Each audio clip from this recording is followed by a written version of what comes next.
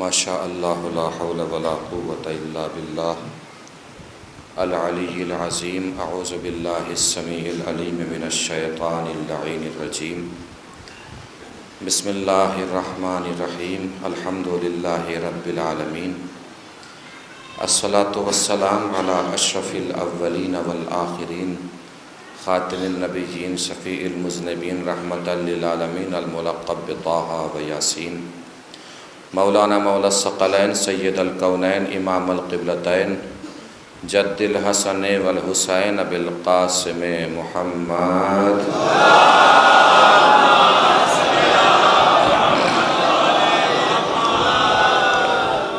وعلی آلہ الطیبین الطاہرین المعصومین المظلومین المنتخبین المنتجبین الغر المیامین ولعنۃ اللہ الدائمۃ الباقیۃ علی اعدائہم وقتلتہم وغاصب حقوقہم ومنکر فضائلہم ومصائبہم من الآن الی قیام یوم الدین اما بعد فقد قال اللہ الحکیم فی القرآن الکریم بسم اللہ الرحمن الرحیم انما یرید اللہ لیذھب عنکم الرجس اہل البیت ویطہرکم تطہیرا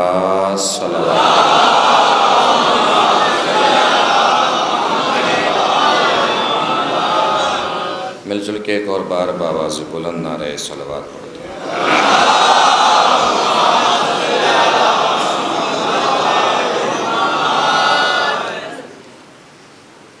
مسلسل تشریح خطبہ فدق کے ذیل میں الگ الگ عنوانات کے اعتبار سے آپ حضرات سے گفتگو کی سعادت حاصل کر رہے ہیں۔ شہزادی نے دربار میں جا کر اپنے خطاب کے ذریعے جو دین پہنچایا، توحید کے عنوان سے، نبوت کے عنوان سے، تعارف قرآن کے حوالے سے، نظام اسلامی اور فلسفہ احکام اسلامی کے حوالے سے ہم نے ان 4 مجالس میں کوشش کی کہ اسی کے ذیل میں معروضات اور گزارشات آپ کی دربار سماعت میں حاضر کرنے کی سعادت حاصل کی جائے۔ آج آخری منزل ہے ہماری گفتگو کی، جس میں ہم بعنوان شخصیت جناب سیدہ سلام اللہ علیہ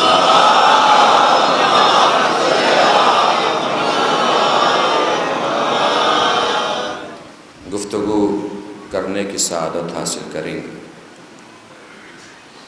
اور چونکہ مسلسل تشریح خطبہ فدق کے حوالے سے یہ خطاب چل رہا ہے، لہٰذا آج ہم ایک صلوات پڑھیں گے۔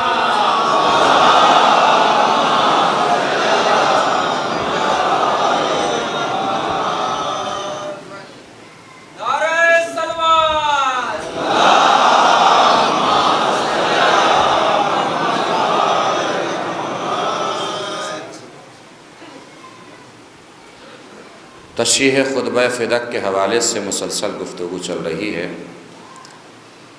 تو ہم فدق کے حوالے سے بھی گفتگو کر کے اس موضوع کو مکمل کرنا چاہیں گے۔ شہزادی کتنی بلند ہیں، کتنی اعلیٰ ہیں، کتنی عرفہ ہیں، کتنی عظیم ہیں، کتنی اعظم ہیں، یہ تو بس خدا جانے اور خدا کا رسول جانے۔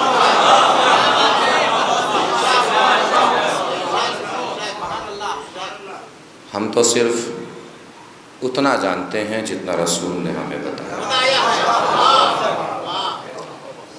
اور رسول نے ہمیں بتایا ہے کہ کائنات کی عورتوں میں 4 عورتیں سب سے بہتر ہیں۔ اگر رسول آگے بڑھ کے خود نام نہ لیتے تو مسلمان اپنے ارادوں کے نام خود لے لیتا۔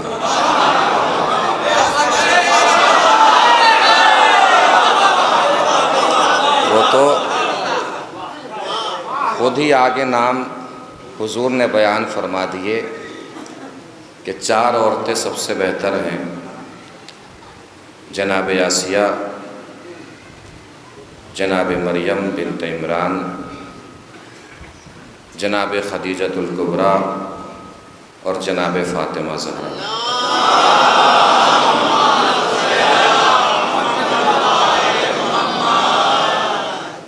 اور یہ بھی سمجھنے کی بات ہے کہ رسول کی اور ازواج بھی ہیں اور سب لائق احترام ہیں، قابل عزت ہیں ہمارے لیے، لیکن جب بہتری بیان کرنے کا مسئلہ آیا تو حضور نے صرف خدیجہ کا نام لیا ہے۔ نہیں پہنچی بات؟ حضور نے صرف خدیجہ کا نام لیا ہے، اپنی اور کسی زوجہ کا نام نہیں لیا۔ رسول کی تمام ازواج ہماری نظر میں قابل احترام ہیں، لائق عزت ہیں، مگر رسول کی زبان سے جب نکلا کہ سب سے خیر کون سی ہے تو صرف خدیجہ کا نام آیا ہے۔ اس کا مطلب یہ بات سمجھ لیجئے، مومنوں کی ماں ہونا اور ہے، فاطمہ کی ماں ہونا اور ہے۔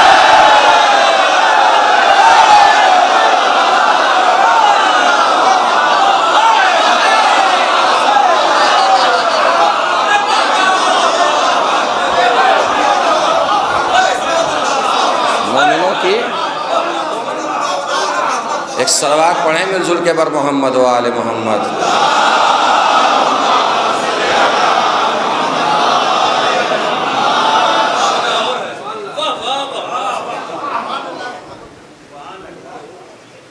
بیان آرام سے اسی طرح چلتا رہے گا اطمینان سے، اور آپ اطمینان سے سنتے بھی رہیں گے ماشاءاللہ۔ قبلہ اسد یاور صاحب تشریف لے آئے ہیں، کل مہدی حسن صاحب قبلہ تشریف لائے تھے۔ یہ سب خطابت کے پلر ہیں۔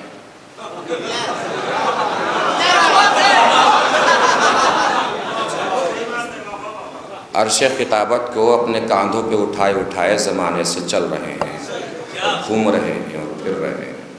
اللہ ان کی حیات کو جاویداں فرمائے، عزت اور فضیلت کا اہتمام پروردگار اپنی طرف سے فرمائے۔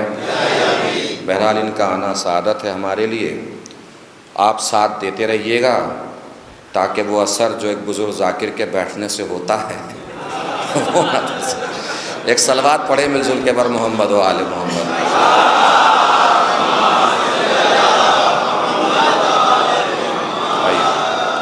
تو جب بہتری کی باری آئی تو حضور نے جناب خدیجہ کا نام لیا، اور یہ روایت میں ہے باقاعدہ کہ رسول اس قدر تذکرہ کرتے تھے جناب خدیجہ کا کہ جب گھر سے چلتے تھے تو آخر تک جناب خدیجہ کا تذکرہ کرتے رہتے تھے، جب گھر میں داخل ہوتے تھے تو سب سے پہلے جناب خدیجہ کا تذکرہ کرتے تھے۔ یہ جناب خدیجہ کی زندگی کی بات نہیں ہے، ان کی وفات کے بعد کی بات ہے۔ اچھا یہ بھی ہے روایت میں کہ اور لوگوں کو برا بھی لگتا تھا۔ اب نام تو میں نہیں لے سکتا، آپ خود اپنی سمجھ سے سمجھ جائیے گا، چونکہ ہر نام لینا منبر سے ضروری نہیں ہوتا، بہت سے نام زبان کا ذائقہ بگاڑ دیتے ہیں۔ تو اپنی سمجھ سے سمجھتے رہیے گا، برا بھی لگتا تھا۔ روایت میں ہے کہ اب میں کچھ کہہ بھی نہیں سکتا محترمہ یا محترم، بس یہ سمجھ لیجئے کہ ایک نے کہا حضور سے کہ اور بھی تو عورتیں آپ کو بہتر ملی ہیں خدیجہ سے، ان کا بھی تذکرہ کر لیا کیجیے۔ انہوں نے غصے میں کہا، ان کے غصے پہ حضور کو جلال آیا، اور روایت میں اہتز شعرہ، جلال کے عالم میں رسول کے سر کے بال ہلنے لگے۔ اتنے جلال میں حضور آئے اور رسول نے فرمایا لا واللہ، نہیں، قسم خدا کی نہیں، مجھے کبھی زندگی میں خدیجہ سے بہتر کوئی عورت ملی ہی نہیں،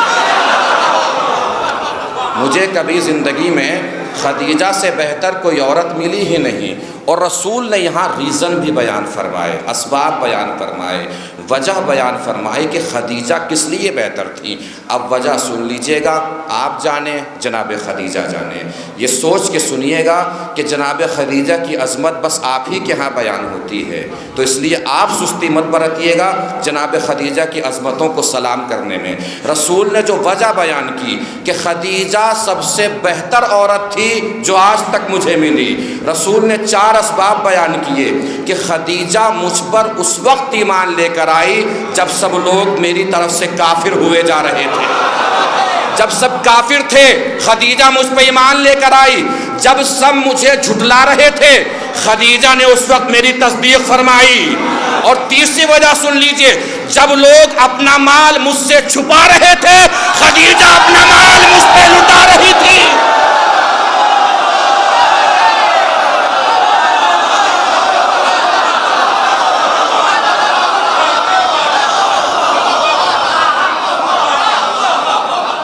اب چوتھی وجہ، اور یہیں سے گفتگو اپنے مقصد تک پہنچ جائے گی، چوتھی وجہ بیان کر رہا ہوں جو حضور نے بیان فرمائی ہے۔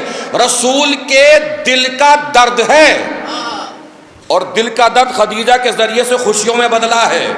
آپ کی زبانیں اور آپ کا لہجہ کس قدر خوشیوں میں بدلتا ہے یہ وجہ سننے کے بعد دیکھوں گا۔ کیا فرمایا حضور نے کہ خدیجہ سے بہتر مجھے کوئی عورت نہیں ملی، اس لیے کہ جب سب انکار کر رہے تھے خدیجہ مجھ پہ ایمان لے کر آئیں، جب سب مجھے جھٹلا رہے تھے خدیجہ نے میری تصدیق فرمائی، جب سب لوگ اپنا مال مجھ سے چھپا رہے تھے خدیجہ اپنا مال مجھ پہ لٹا رہی تھی۔ اور آخری وجہ سن لیجئے گا، بات یہاں پہ تمام ہو جائے گی۔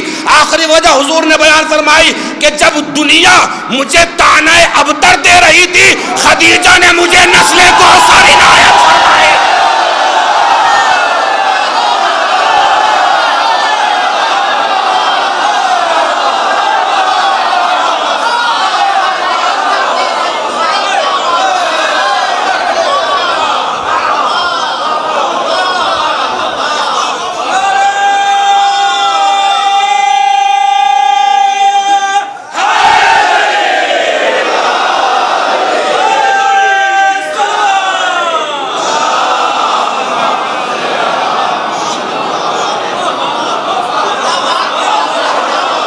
جب سب لوگ مجھے طعنہ ابتر دے رہے تھے اللہ نے اسی بی بی کے ذریعے مجھے نسل کوثر عطا فرمایا۔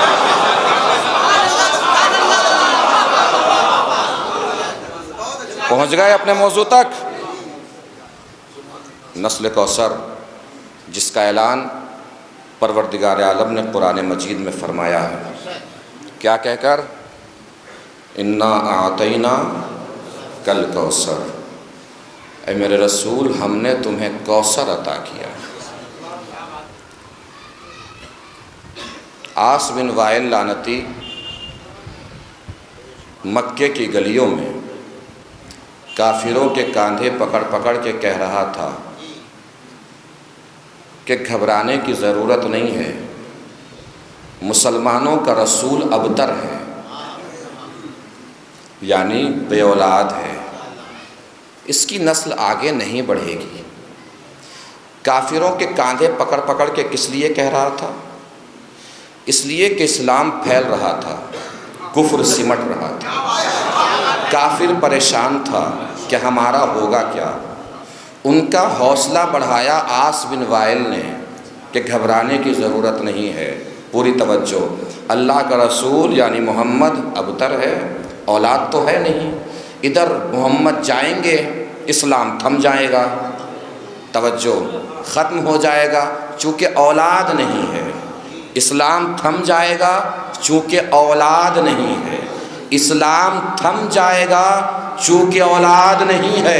توجہ نہیں فرمائی آپ نے، کافر تھا مگر پتا تھا کہ رسول کے بعد اسلام پھیلانے کی ذمہ داری اولاد کی ہے، اصحاب کی نہیں ہے۔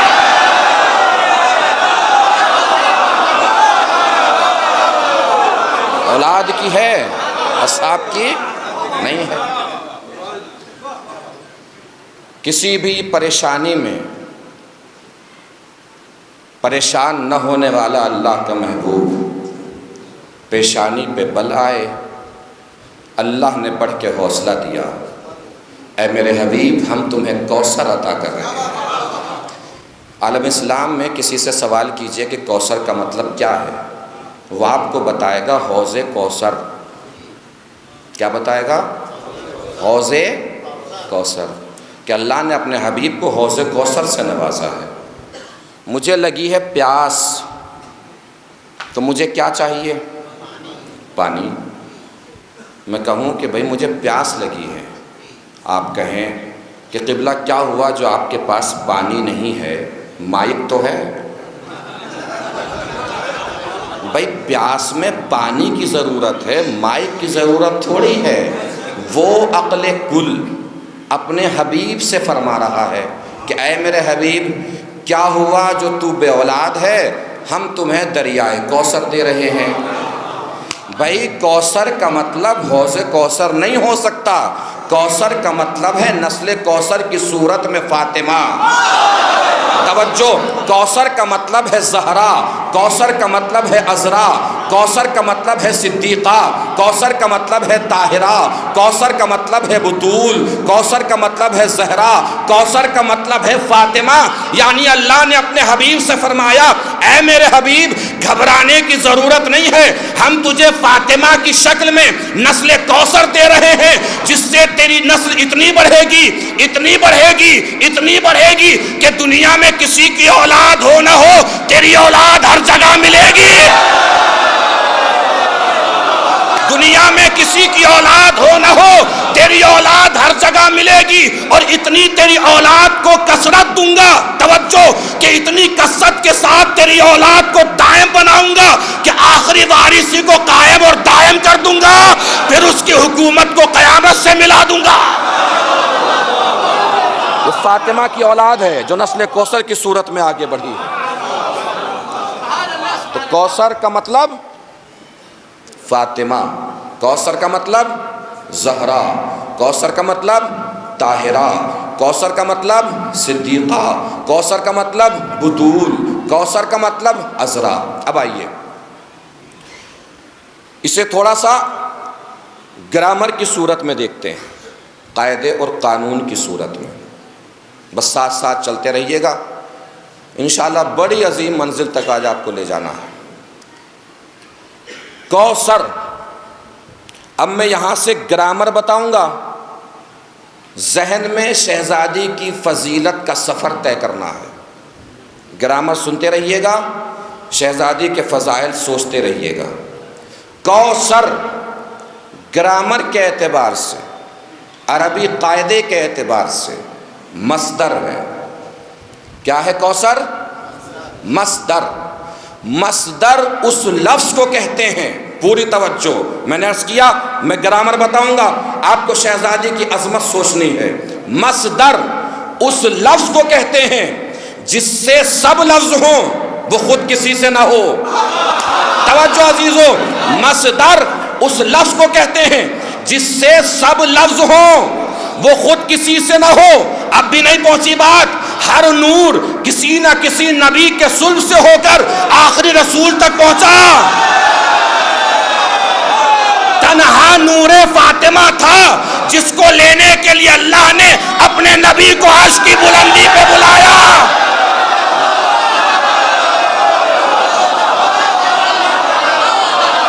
تنہا نور فاطمہ تھا جس کو لینے کے لیے عرش کی بلندیوں پہ آواز دی، بلایا۔ یعنی فاطمہ کسی سے نہیں ہے، 11 امام فاطمہ سے ہے۔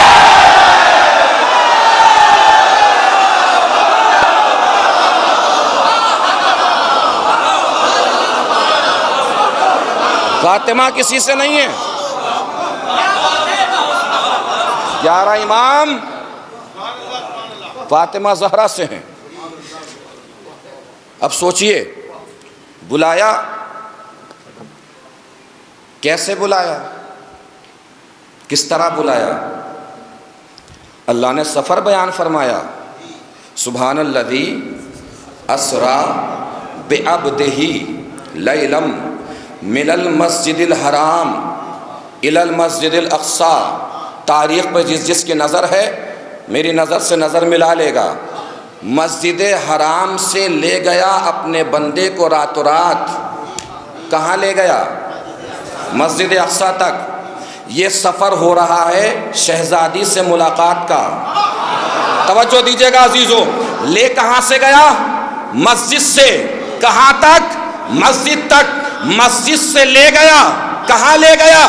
مسجد تک۔ پھر سن لیجئے، مسجد سے لے گیا مسجد تک، یعنی شہزادی کی عظمتوں کا مرکز ہے مسجد۔ جملہ رائے گا نہ ہو جائے، شہزادی کی عظمتوں کا مرکز ہے مسجد، شہزادی کی فضیلتوں کا مرکز ہے مسجد، شہزادی کی بلندیوں کے جلوہ گاہ ہے مسجد۔ اسی لیے آپ نے دیکھا نہیں، نبی نے مسجد سے سب کے دروازے بند کرا دیے، تنہا فاطمہ کا دروازہ کھلا رکھا۔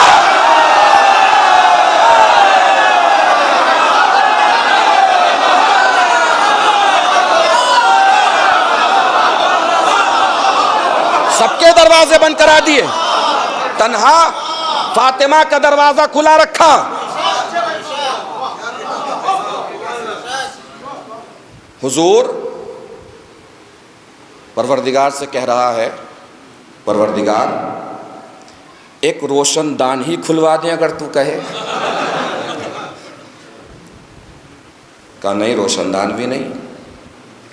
کہا پروردگار نئی نئی بات ہے، ناراض ہو جائیں گے لوگ، رنجیدہ ہو جائیں گے۔ کہ ہونے دو ناراض جسے ہونا ہے، نئی بات پہنچی۔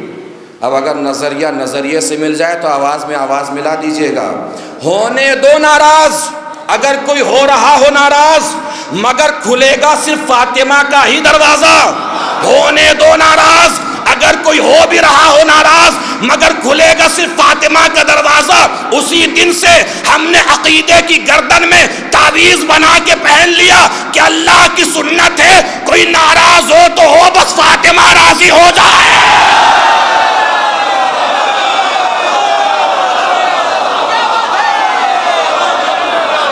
ایک صلوات پڑھیں مل جل کے بر محمد و آل محمد۔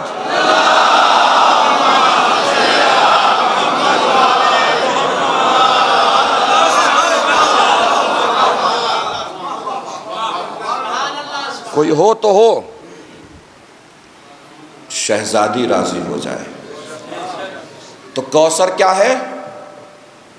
مصدر۔ مصدر یعنی جس سے سب لفظ نکلیں وہ کسی سے نہ ہو، اس لفظ کو مصدر کہتے ہیں۔ اچھا، مصدر سے لفظ نکلتے ہیں تو کوثر سے کون سا لفظ نکلے گا؟ یہ علامہ فرمان صاحب کے قرآن کے حاشیے پر بھی آپ کو مل جائے گا۔ کوثر سے، کوثر مصدر ہے خیر کثیر کا۔ کس چیز کا مصدر ہے؟ یعنی ہر خیر ملے گا کوثر سے۔ کوثر ہے فاطمہ۔ توجہ عزیزو، ہر خیر ملے گا کوثر سے۔ کوثر ہے فاطمہ۔ اب خیر کیا ہے؟ قرآن نے پھر آواز دی، بسم اللہ الرحمن الرحیم، وَرِزْقُ رَبِّكَ خَيْرٌ وَأَبْقَىٰ۔ تمہارے رب کا رزق خیر ہے، خیر ملے گا کوثر سے۔ کوثر ہے فاطمہ، ہر رزق خیر ہے، خیر ملے گا کوثر سے۔ کوثر ہے فاطمہ۔ اب رزق کیا کیا ہے؟ دولت رزق، حکومت رزق، ثروت رزق، جاہ و حشم رزق، عزت رزق، کھانا رزق، پانی رزق، روزگار رزق، روٹیاں رزق۔ رزق ملے گا کوثر سے۔ کوثر ہے فاطمہ۔ اب کسی کو دولت چاہیے جائے در فاطمہ پر، عزت چاہیے جائے در فاطمہ پر، اولاد چاہیے جائے در فاطمہ پر، روزگار چاہیے جائے در فاطمہ پر، جاہ و حشم چاہیے جائے در فاطمہ پر، حکومت چاہیے جائے در فاطمہ پر، کھانا چاہیے جائے در فاطمہ پر، پانی چاہیے جائے در فاطمہ پر، روٹیاں چاہیے جائے در فاطمہ پر، روٹیاں چاہیے جائے در فاطمہ پر۔ اسی لیے آپ نے دیکھا نہیں آسمان کے فرشتے روٹیاں لینے رسول کے در پہ نہیں گئے، بطول کے در پہ گئے۔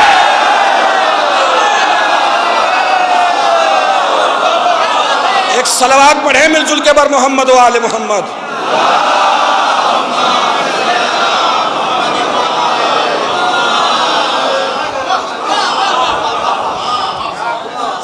یہ عظمت ہیں، بلندیاں ہیں۔ اب حضور کو مل گئی ہیں شہزادی فاطمہ۔ اب میں آپ کو ایک معجزہ دکھانا چاہتا ہوں شہزادی فاطمہ کا۔ اہل بیت کو معجزہ دکھانے کی ضرورت نہیں ہے، ان کی شخصیت خود معجزہ ہے۔ ان کی شخصیت خود معجزہ ہے۔ اب آئیے، جب شہزادی حضور کی آغوش میں آ گئیں تو روایات بتاتی ہیں کہ چھوٹی سی بچی کو حضور آغوش میں لے کر مسجد الحرام میں آتے تھے، بوسہ دیتے تھے اور فرماتے تھے کہ اے میری بیٹی، میری جان تجھ پہ فدا۔ کون کہتا تھا؟ دنیا کا سب سے بڑا انسان کہہ رہا ہے اپنی بیٹی سے، میری جان تجھ پہ فدا۔ 5 بعثت ہے شہزادی کی ولادت، یعنی حضور اعلان رسالت کھل کے کر چکے ہیں۔ جسے رسول ماننا ہے وہ رسول مان چکا ہے، لیکن اگر کوئی رسول نہیں بھی مان رہا ہے تو وہ بڑا انسان تو مانتا ہی ہے۔ نہ بھی کوئی رسول مان رہا ہے تو اخلاق، کردار، ایمان، امانت داری، اس کا کلمہ تو سبھی پڑھتے ہیں۔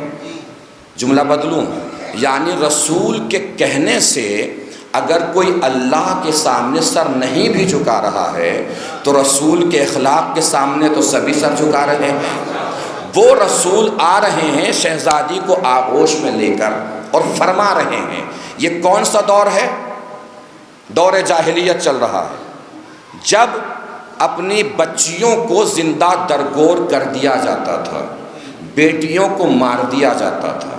اس وقت دنیا کا سب سے بڑا انسان آ رہا ہے، اپنی بیٹی کو آغوش میں لے کر اور فرما رہا ہے میری جان تجھ پہ فدا۔ اسے عام جملہ نہ سمجھیے، کس کی جان فاطمہ پر فدا؟ یعنی جو چاند کے ٹکڑے کرتا ہے اس کی جان تجھ پہ فدا، جو سورج کو پلٹاتا ہے اس کی جان تجھ پہ فدا، جو تمام نبیوں کا سردار ہے اس کی جان تجھ پہ فدا، جس کے لیے اللہ نے ساری کائنات پیدا کی اس کی جان تجھ پہ فدا، جس کے لیے ملک فلک عرش فرش کرسی سب پیدا ہوئے اس کی جان فاطمہ تجھ پر فدا، اس کی جان تجھ پر فدا۔ اب مجھے ایمانداری سے بتائیے، اتنے بڑے انسان کو یہ دیکھ کر کہ وہ اپنی بیٹی سے کہہ رہا ہے کہ میری جان تجھ پہ فدا، کسی میں اس کے بعد ہمت ہو پائے گی کہ وہ اپنی بیٹی کو زندہ درگور کر دے؟ توجہ، میں ایک معجزہ دکھانا جا رہا ہوں شہزادی کا۔ کسی میں ہمت ہو پائے گی کہ اپنی بیٹی کو زندہ درگور کر دے جب دیکھ رہا ہے کہ اتنا بڑا انسان اپنی بیٹی کو اتنی عزت دے رہا ہے کہ بوسہ لے کر فرما رہا ہے کہ میری جان تجھ پہ فدا؟ کر پائے گا کوئی؟ بھائی دو شخصیتیں ہیں عصمت کی کائنات میں جو آغوش میں آئی ہیں، مریم کی آغوش میں عیسیٰ آئے، نبی کی آغوش میں فاطمہ آئی۔ اب دونوں کے معجزوں کا فرق سمجھیے، یعنی شہزادی کے لیے جب حضور نے فرمایا کہ میری جان تجھ پہ فدا تو بیٹیاں درگور ہونا بند ہو گئیں، باپوں نے اپنی بیٹیوں کو مارنا بند کر دیا. نہیں توجہ دی. عیسیٰ اور فاطمہ دونوں کے معجزوں کا فرق یہ ہے کہ عیسیٰ کا معجزہ ہے مردے کو زندہ کرنا, فاطمہ کا معجزہ ہے زندہ کو زندہ رکھنا. توجہ, فاطمہ کا معجزہ ہے زندہ کو زندہ رکھنا, عیسیٰ کا معجزہ ہے مردے کو زندہ کرنا. اس کا مطلب یہ ہے شہزادی فاطمہ کی ولادت کے بعد آج تک کائنات میں جتنی بیٹیاں بچی رہ گئی وہ سب فاطمہ کا معجزہ ہے.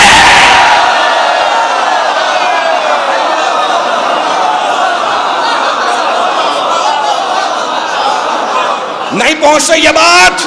جملہ پہنچے تو بتائیے گا. بھائی جتنی بیٹیاں بچی ہیں سب فاطمہ کا معجزہ ہے. عیسیٰ کا معجزہ کسی نے نہیں دیکھا لیکن فاطمہ کا معجزہ ہر گھر میں بیٹی کی صورت میں آج بھی دکھائی دیتا ہے. ایک صلوات پڑھیں مل جل کے بر محمد و آل محمد.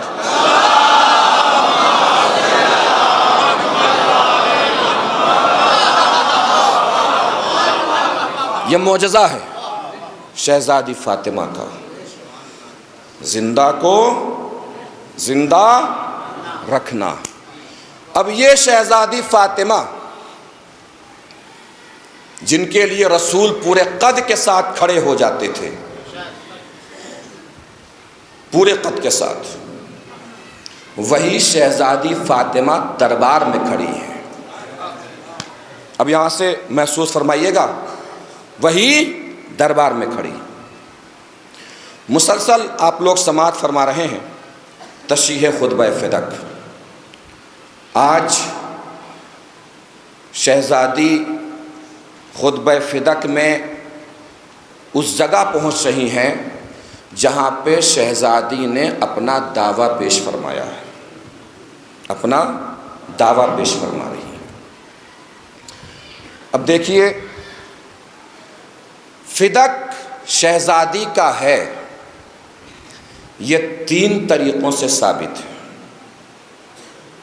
بزرگ بہرحال بہتر جانتے ہیں, میں اپنے بچوں نوجوان بھائیوں کے لیے عرض کر دوں. فدق شہزادی فاطمہ کا ہے 3 طریقوں سے ثابت ہے. پہلا, قبضے کی وجہ سے ثابت ہے کہ فدق فاطمہ کا ہے. کورٹ کچہری قانون کے داو پیچ جن کو معلوم ہے وہ میری بات کی تائید فرمائیں گے. جس کا قبضہ ہوتا ہے ملکیت اسی کی سمجھی جاتی ہے. محسوس فرما رہے ہیں؟ جس کا ملکیت پر قبضہ ہے ملکیت اسی کی سمجھی جائے گی. جس کا قبضہ ہوتا ہے اس سے گواہ نہیں مانگے جاتے, جو دعویٰ کرتا ہے اس سے گواہ مانگے جاتے ہیں. پوری توجہ رکھیے گا بھائی, جس کا قبضہ ہے گواہ اس سے نہیں مانگے جاتے. جو دعویٰ کر رہا ہے کہ ان کا نہیں ہمارا ہے اس کے لیے ضروری ہے کہ گواہ پیش کرے. اس کا مطلب یہ ہے فدق کے قضیے میں ایک ٹیکنیکل پرابلم یہ ہے کہ اس قضیے میں گواہ فاطمہ سے نہیں مانگے جانے چاہیے تھے, گواہ انہیں پیش کرنے چاہیے تھے جو دعویٰ کر رہے تھے کہ فدق فاطمہ کا نہیں ہے. پہلی پریشانی, پہلی ٹیکنیکل پرابلم. دوسری ٹیکنیکل پرابلم اس قضیے میں, پوری توجہ, اب اس جملے پہ توجہ دیجیے گا, جملے کی نزاکت پر بھی توجہ دیجیے گا. بڑے ہلکے سے پڑھوں گا بات مگر سننا بڑی بلند آواز سے ہے اگر بات پہنچ جائے. دوسری پرابلم اس قضیے کی, پوری توجہ. اصل میں جن صاحب نے گواہ مانگے ان صاحب کو گواہ مانگنے کا حق ہی نہیں تھا. کیوں؟ اس لیے کہ ٹیکنیکل اعتبار سے مجرم بھی وہی تھے.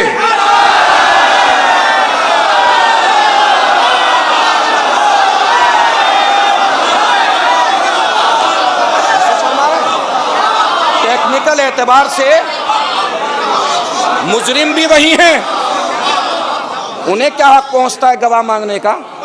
ٹیکنیکل حساب سے مجرم وہی ہیں۔ فدا کائنات عدالت کا تنہا ایسا قضیہ ہے کہ جس میں جو مجرم تھا وہی جج بن کے بیٹھا تھا۔ اب تیسری اور اہم ٹیکنیکل پرابلم سماعت فرما لیجئے۔ چلیے مانگ لیجئے گواہ، لیکن کس سے مانگے؟ کس سے گواہ مانگ رہے ہیں؟ شہزادی فاطمہ زہرا سلام اللہ علیہا سے گواہ مانگ رہے ہیں۔ اب سماعت کیجئے، کیا کسی کو حق ہے کہ وہ شہزادی سے گواہ مانگ سکے؟ یہ تو ہماری محبت اور عقیدت ہے، لیکن اس پوائنٹ کو سمجھیے کہ حق کیوں نہیں ہے شہزادی سے گواہ مانگنے کا۔ میں کوئی بات پڑھوں، میرے پاس حاجی صاحب تشریف لائے کہ آپ نے یہ بات کہاں سے پڑھی؟ کوئی بھی پوچھ سکتا ہے، کوئی مسئلہ نہیں ہے، یہ بات کہاں سے پڑھی؟ میں کہوں کہ اس کتاب میں لکھی ہے، بیت الاذان۔ انہوں نے اٹھائی کتاب، دیکھنے لگے۔ میں پوچھوں کیا دیکھ رہے ہیں؟ کہ دیکھ رہا ہوں کتاب معتبر ہے کہ غیر معتبر ہے، ہو سکتا ہے کہ نہیں ہو سکتا۔ میں نے کہا چھوڑیے کتاب، یہ بات فلاں حدیث میں بھی ہے۔ انہوں نے کھولی حدیث اور آگے پیچھے دیکھنا شروع کیا۔ میں نے کہا آپ کیا دیکھ رہے ہیں؟ کہ دیکھ رہا ہوں راوی معتبر ہے کہ غیر معتبر ہے، حدیث صحیح ہے کہ غلط ہے، ہو سکتا ہے کہ نہیں ہو سکتا۔ میں نے کہا چھوڑیے کتاب اور حدیث، یہ بات قرآن کی فلاں آیت میں بھی ہے۔ توجہ عزیزو، بات پہنچے تو پوری طاقت سے بتانا ہے کہ کہاں تک بات پہنچ رہی ہے۔ یہ بات قرآن کی فلاں آیت میں بھی ہے۔ اب انہوں نے قرآن کھولا، معاذ اللہ، قرآن کھولا، آیت کو دیکھنا شروع کیا۔ ہم نے کہا کیا دیکھ رہے ہیں؟ کہ دیکھ رہے ہیں آیت صحیح ہے یا غلط۔ اب میں کیا کہوں گا؟ اب تک تو ٹھیک تھا حاجی صاحب ہم کیے جا رہے تھے آپ کو، اب آپ قرآن کی آیت دیکھنے لگے صحیح ہے یا غلط۔ آپ کہاں ہو گئے؟ اسلام سے باہر۔ نہیں توجہ دی آپ نے۔ فاطمہ سے گواہی مانگنا ایسا ہے جیسے کسی نے آیا تطہیر سے گواہی مانگ لیا۔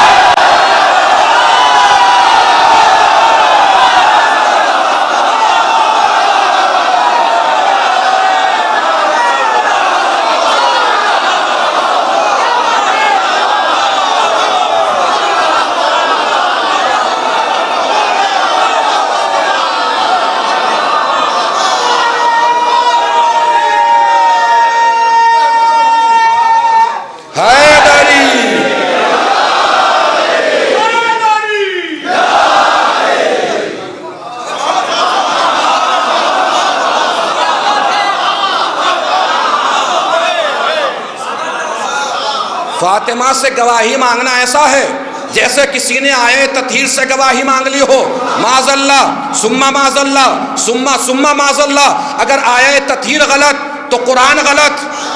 توجہ، اگر قرآن غلط تو رسول غلط، معاذ اللہ ثم معاذ اللہ۔ اگر رسول غلط تو وہی غلط، وہی غلط تو جبرائیل غلط، جبرائیل غلط تو لوح محفوظ غلط، لوح محفوظ غلط تو خدا غلط۔ اگر فاطمہ سچی تو آیا تطہیر سچی، آیا تطہیر سچی تو قرآن مجید سچا، قرآن مجید سچا تو رسول سچے، رسول سچے تو وہی سچی، وہی سچی تو لوح محفوظ سچا، لوح محفوظ سچا تو جبرائیل سچے، جبرائیل سچے تو خدا سچا۔ نہیں توجہ دی، فاطمہ دربار میں اپنے کو سچا منوانے نہیں، اپنے خدا کو سچا منوانے آئی تھی۔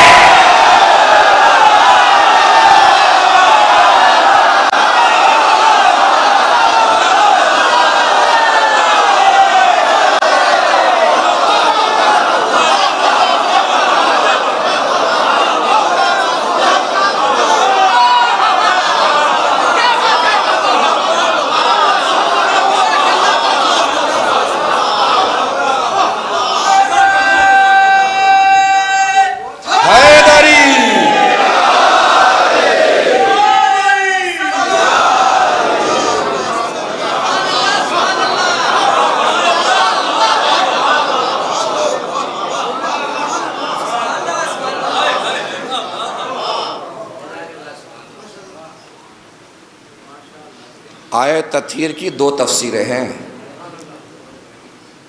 اس سے بھی محسوس فرما لیجئے گا۔ کتنی؟ دو تفسیریں۔ ٹیکنیکل پوائنٹ سے سمجھیے، دو تفسیریں، ایک ادھر کی ایک ادھر کی۔ ادھر کی تفسیر میں اولاد کو ہم شامل آیت تطہیر مانتے ہیں، یہ کھلی ہوئی بات ہے، اوپن بات ہے۔ ادھر کی تفسیر میں علماء اسلام ازواج کو شامل آیت تطہیر مانتے ہیں۔ کلیئر؟ ادھر ازواج شامل آیت تطہیر، ادھر اولاد شامل آیت تطہیر۔ بہت عجیب سی بات کرنے جا رہا ہوں، ادھر ازواج شامل آیت تطہیر، ادھر شامل آیت تطہیر۔ اولاد شامل آیت تطہیر ہیں ادھر، تو فاطمہ بہرحال ہیں ہی، شہزادی فاطمہ شامل ہیں آیت تطہیر میں اولاد ہونے کی وجہ سے۔ ادھر ازواج شامل ہیں، مگر بیٹی ہونے کی حیثیت سے وہ بھی شہزادی فاطمہ کو آیت تطہیر میں شامل مانتے ہیں۔ پہنچی نہیں بات؟ یعنی جس سے گواہی مانگی جا رہی ہے آیت تطہیر میں، وہ ادھر بھی شامل ادھر بھی شامل، اور جو گواہی مانگ رہا ہے وہ آیت تطہیر میں نہ ادھر شامل نہ ادھر شامل۔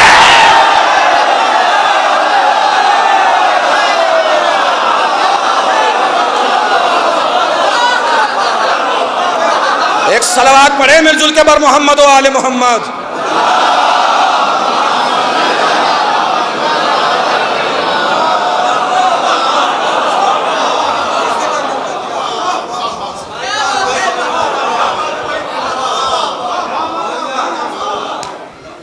تو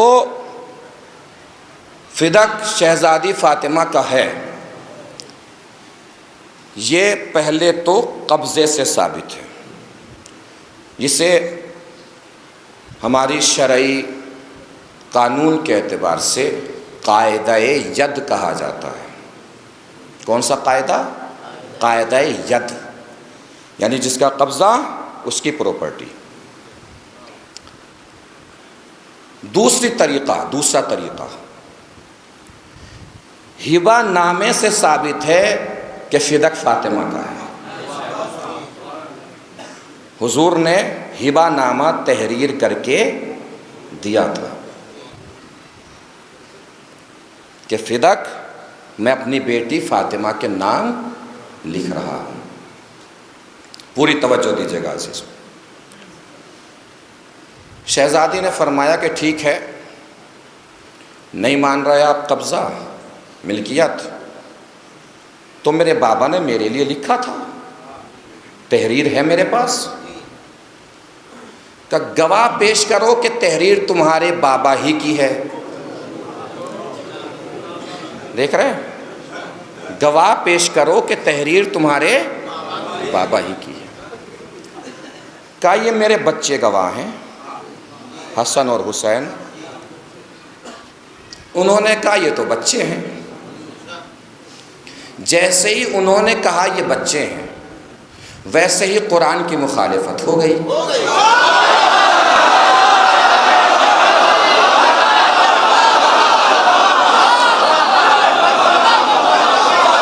جیسے ہی انہوں نے کہا یہ بچے ہیں، قرآن کی مخالفت ہو گئی، یعنی گواہی انہوں نے نہیں مانی۔ کس وجہ سے؟ بچہ ہونے کی وجہ سے گواہی نہیں مانی، بچہ ہونے کی وجہ سے، جبکہ قرآن میں اللہ مریم کی عصمت کی گواہی میں عیسیٰ کو پیش کر رہا ہے۔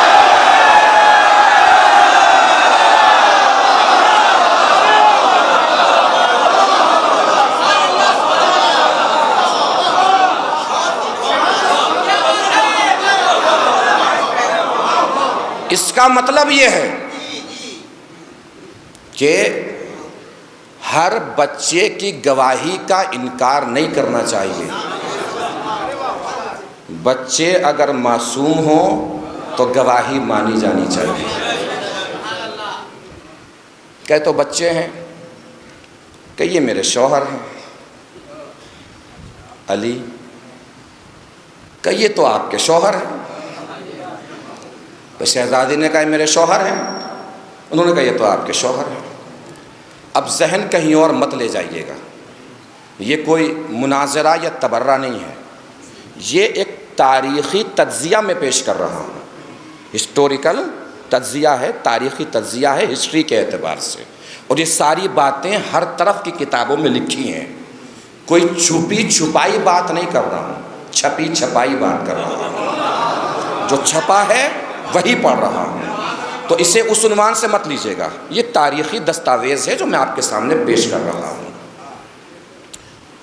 گواہی انہوں نے علی کی نہیں مانی۔ اب سمجھیے کہ گواہی نہ مانتے ہی جدار اسلام میں درار پڑ گئی، جو درار آج تک بھر نہیں پائی۔ وہ درار سمجھ لیجئے کیا ہے، انہوں نے گواہی نہیں مانی۔ کس کی گواہی نہیں مانی؟ اب مجھے آپ یہ بتائیے کہ اگر کسی کی گواہی نہیں مانی جاتی تو کس وجہ سے نہیں مانی جاتی؟ اسے سچا مان کر یا معاذاللہ جھوٹا مان کر؟ ارے بول دیجئے کچھ بھی، کیا فرق پڑتا ہے؟ جھوٹا مان کر پہنچ گئی نا بات۔ انہوں نے گواہی کس کی نہیں مانی؟ کس کی نہیں مانی؟ علی کی، جھوٹا مان کر جدار اسلام میں درار معلوم ہے کیا پڑ گئی؟ انہوں نے تو گواہی نہیں مانی، اور جن کی گواہی پہلی حکومت میں نہیں مانی گئی انہی کو مسلمانوں نے چوتھا بنا دیا۔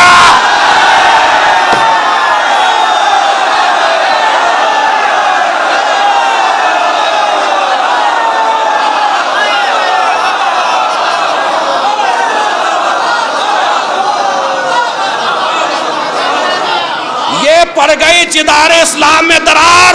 اب بتائیے گا اپنی آوازوں کے ذریعے سے علی کے حق میں ہاتھوں کو بلند کر لیجئے گا، پوری طاقت سے اگر بات پہنچ جائے۔ دنیا ہم سے کہتی ہے سب کو مانو، سب کی مانو، سب کو مانو، سب کی مانو، سب کو مانو، سب کی مانو۔ آج کے بعد اگر کوئی آپ سے کہے نا بھائی سب کو مان لیا کرو کیا جاتا ہے، سب کی مان لیا کرو کیا جاتا ہے، تو پلٹ کے اس سے پوچھئے گا پہلے فدق کے معاملے میں بتائیے پہلے کی مانے کہ چوتھے کی مانے؟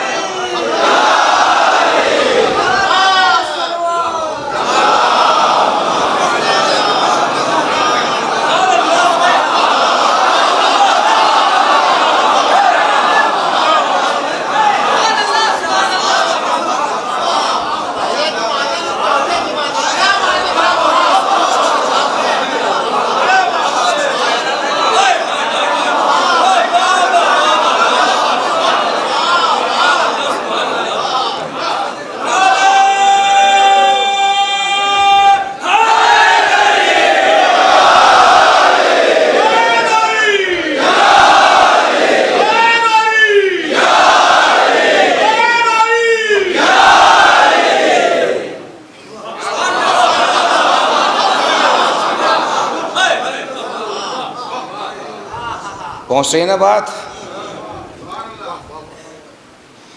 مہربانی۔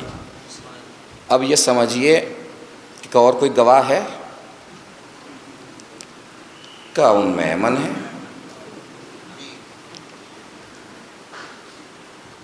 ام ایمن کا دو گواہی۔ انہوں نے کہا ام ایمن نے کہ پہلے آپ گواہی دیجئے کہ رسول نے یہ حدیث کس کے لیے فرمائی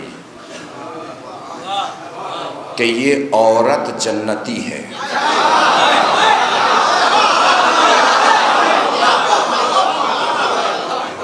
کہ آپ کے لیے کہی کہ مان رہے ہیں نا کہ میں جنتی ہوں؟ رسول نے کہا ہے اور کہہ کے چلے بھی گئے ہیں، اب بات بھی نہیں بدلی جائے گی۔ جنتی تو میں ہوں، میں گواہی دے رہی ہوں کہ یہ تحریر رسول کی ہے، حضور کی ہے۔ عصمت کے قافلے میں ام ایمن کا کیا کام ہے؟ مولا علی ہیں، حضور اکرم مولا علی ہیں، جناب فاطمہ زہرا ہیں، امام حسن ہیں، امام حسین ہیں، یہاں ام ایمن کا کیا کام ہے؟ کام کیا ہے؟ یہ فدق تیسری حیثیت سے جب شہزادی کا دکھاؤں گا اس میں پتہ چلے گا کہ کیا کام ہے۔ پہلی حیثیت میں نے کیا بتایا کہ قبضے سے ثابت ہے کہ فدق شہزادی فاطمہ کا ہے، جسے قاعدہ ید کہا جاتا ہے۔ دوسرا طریقہ ہبہ نامے سے ثابت ہے کہ فدق شہزادی فاطمہ کا ہے، رسول نے لکھ کے دیا ہے، تحریر دی ہے، فاطمہ کا ہے۔ تیسرا طریقہ کہ ٹھیک ہے ہبہ نہیں مانتے، ملکیت بھی نہیں مانتے، قبضہ بھی نہیں مانتے، تو اب شہزادی نے تیسرا دعویٰ پیش فرمایا۔ وہ دعویٰ آپ سماعت کر لیجئے جو شہزادی نے پیش فرمایا۔ شہزادی فرما رہی ہیں، یبن ابی قحافہ، یہ شہزادی فرما رہی ہیں، میں کچھ نہیں کہہ، شہزادی فرما رہی ہیں، افی کتاب اللہ ان ترثا اباک ولا ارثا ابی، کہ اللہ کی کتاب کے ذریعے سے تو اپنے باپ کا وارث ہو جائے گا، کیا میں اپنے باپ کی وارث نہیں ہوں گی؟ یہ تیسرا دعویٰ پیش کر رہی ہے شہزادی وراثت کا۔ کیا ٹھیک ہے قبضہ نہیں مان رہے ہیں، ہبہ نہیں مان رہے ہیں، تو وراثت مانیے کہ تو اپنے باپ کا وارث ہو جائے گا۔ قرآن کی آیت کے قانون کے اعتبار سے میں اپنے باپ کی وارث نہیں ہوں گی۔ آگے شہزادی فرماتی ہے، جئت لک شیئا فریا، کیا تو نیا دین لے کر آیا ہے؟ یہ خطبے کے جملے ہیں، میں اور آسان کر دوں، کیا آپ نیا دین لے کر آئے ہیں؟ افعلی احمد ترکتم کتاب اللہ ونبذتموہ وراء ظہورکم، یا تم نے اللہ کی کتاب نازل ہونے کے بعد اور اللہ کا قانون اترنے کے بعد اس کو جھٹلا دیا، پیچھے چھوڑ دیا، جھٹلا دیا اللہ کا قانون، تم نے اللہ کی کتاب جھٹلا دی۔ اذ یقول، جبکہ قرآن کہہ رہا ہے، وَوَرِثَ سلیمان و داؤد، سلیمان داؤد کے وارث ہیں۔ اب یہ آیتوں کی جھڑی شہزادی نے کیوں لگائی؟ اس لیے کہ جب شہزادی نے فرمایا کہ وراثت تو مانیے، تو انہوں نے ایک حدیث سنائی، وہ حدیث سن لیجیے۔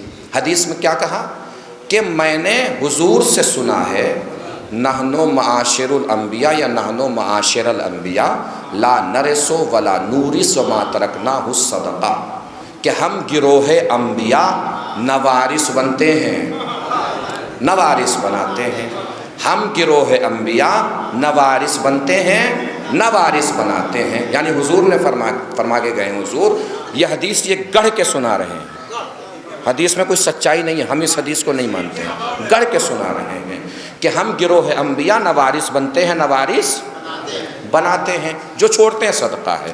اسی کے جواب میں شہزادی نے فرمایا، وَوَرِثَ سلیمان و داؤد، سلیمان داؤد کے وارث ہوئے، یہ قرآن نے کہا ہے۔ آگے فرمایا، وَقَالَ فِي مَقْتَصَّ مِنْ خَبَرِ یحییٰ ابن زکریا اذ قال، اور یہ یحییٰ ابن زکریا کے واقعے میں بھی قرآن نے بیان فرمایا ہے، فَهَبْ لِي مِن لَدُنْكَ وَلِيًّا يَرِثُنِي وَيَرِثُ مِنْ آلِ یعقوب، اے میرے پروردگار اپنے پاس سے مجھے ایک ولی عنایت فرما جو میرا بھی وارث ہو، آل یعقوب کا بھی وارث ہو۔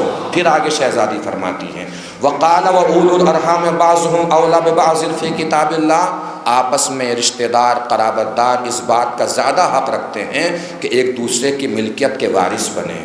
آگے شہزادی فرماتی ہیں، یوصیکم اللہ فی اولادکم للذکر مثل حظ الانثیین، اللہ نے قرآن میں حکم دیا ہے کہ مرد کا حصہ عورت سے دگنا ہوگا۔ یہ سب وراثت کی آیتیں شہزادی بیان فرما رہی ہیں۔ آگے شہزادی فرماتی ہیں، وَزَعَمْتُمْ اللَّهُ حُزْوَ لِي وَلَا إِرْثَ مِنْ أَبِي، یہ سب سننے کے بعد بھی تم سوچ رہے ہو کہ میرا کوئی حق نہیں ہے میرے باپ کی ملکیت میں، کیا میں وارث نہیں ہوں گی اپنے باپ کی؟ أَفَخَصَّكُمُ اللَّهُ بِآيَةٍ أَخْرَجَ أَبِي مِنْهَا، یا پھر یہ سمجھ رہے ہو کہ اللہ نے ان آیتوں سے میرے باپ کو نکال دیا ہے؟ محسوس فرما رہے ہیں؟ تکنیک محسوس فرما رہے ہیں شہزادی کس تکنیک سے اپنی وراثت کا دعویٰ پیش فرما رہی ہیں. تم یہ سوچ رہے ہو کہ اللہ نے ان آیتوں میں سے میرے باپ کو نکال دیا ہے؟ آگے شہزادی فرماتی ہیں ام قد تقولون ان اہل ملتین لا یتوارثان.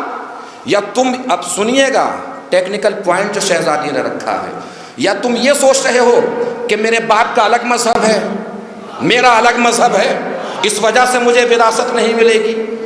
میں اور میرے بابا ایک ہی مذہب کے ہی ہیں نا، یہ تو مانتے ہو؟ بھائی اگر یہ مانتے ہو تو میں اپنے باپ کی وارث ہوں. آگے شہزادی فرماتی ہیں ام انتم عالم بخصوص القرآن من ابی و ابن امی. ایک اور لہجہ سماعت کیجئے. آگے شہزادی نے فرمایا یا تم یہ سمجھ رہے ہو کہ تم قرآن کو میرے بابا اور میرے شوہر سے زیادہ جانتے ہو؟ تم یہ سمجھ رہے ہو کہ قرآن مجید کو تم میرے بابا اور میرے شوہر سے زیادہ جانتے ہو؟ آگے شہزادی فرماتی ہیں فَدُونَكَهَا مَخْتُومَةً مَرْحُولَةً. درد سنیے شہزادی کا کہ آج تو ٹھیک ہے تو تخت پہ بیٹھا ہے، جو تیری مرضی کر لے. جملے ہیں جو تیری مرضی کر لے، آج تو تخت پہ بیٹھا ہے. تلقاک یوم حشرک، جا تجھ سے ہم حشر کے دن ملاقات کریں گے. جا حشر کے دن ملاقات ہوگی.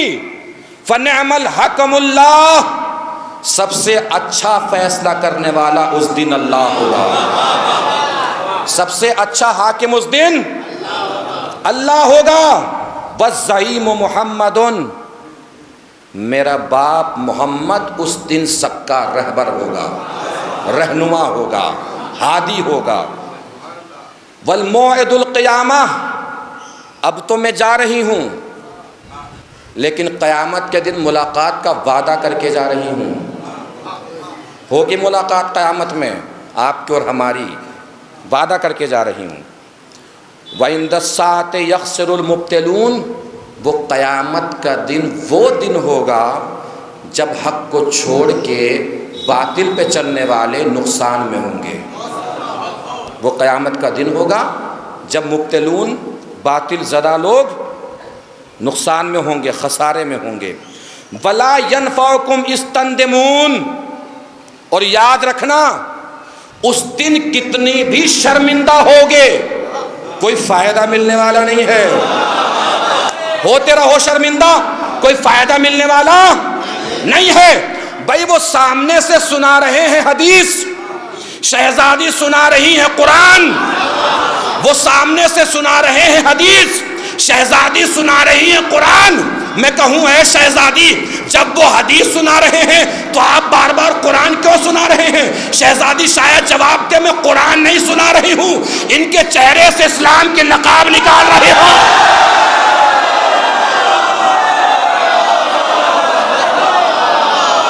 میں قرآن نہیں سنا رہی ہوں، ان کے چہرے سے اسلام کی نقاب کھینچ رہی ہوں. میں نے کہا شہزادی کیسے؟ کہ سمجھو ان کی ذہنیت کو. جب کل میرا بابا حدیث سنا رہا تھا یہ کہہ رہے تھے قرآن کافی ہے.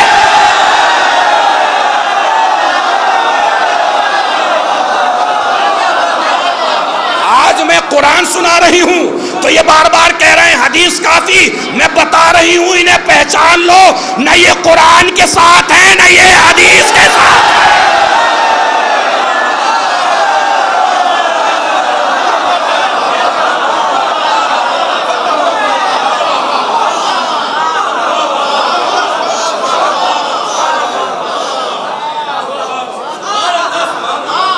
نہ یہ قرآن کے ساتھ ہیں نہ یہ حدیث کے ساتھ ہیں.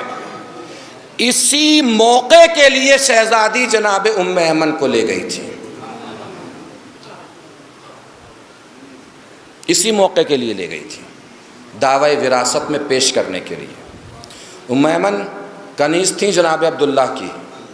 جناب عبداللہ کے بعد ملی رسول اللہ کو، رسول کے بعد وراثت میں آئی شہزادی فاطمہ کے پاس.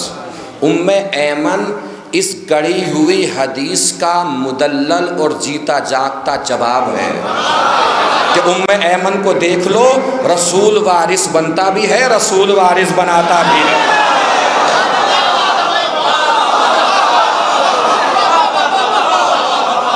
لو میمن کو رسول وارث بنتا بھی ہے، رسول وارث بناتا بھی ہے۔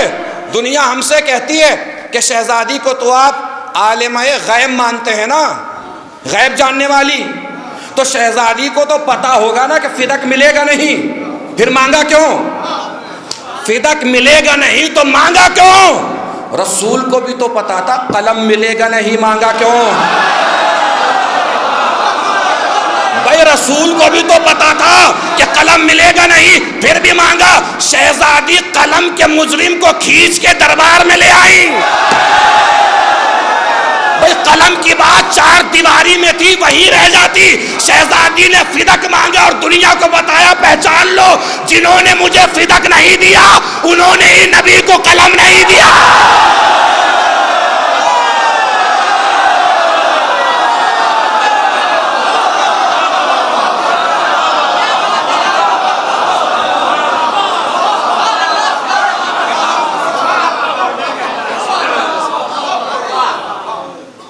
اب سنائیے حدیث،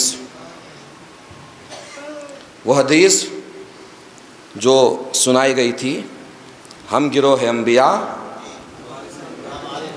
نوارث بنتے ہیں، نوارث۔ ہم اس حدیث کو نہیں مانتے، طے ہے بات، کلیئر؟ لیکن بہت سے لوگ مانتے بھی تو ہیں۔ قیامت کے میدان میں آپ بھی جائیں گے، وہ بھی جائیں گے۔ قیامت کے میدان میں لطف بہت آنے والا ہے۔ اب وہ لطف محسوس فرما لیجئے گا تو مجھے بتائیے گا۔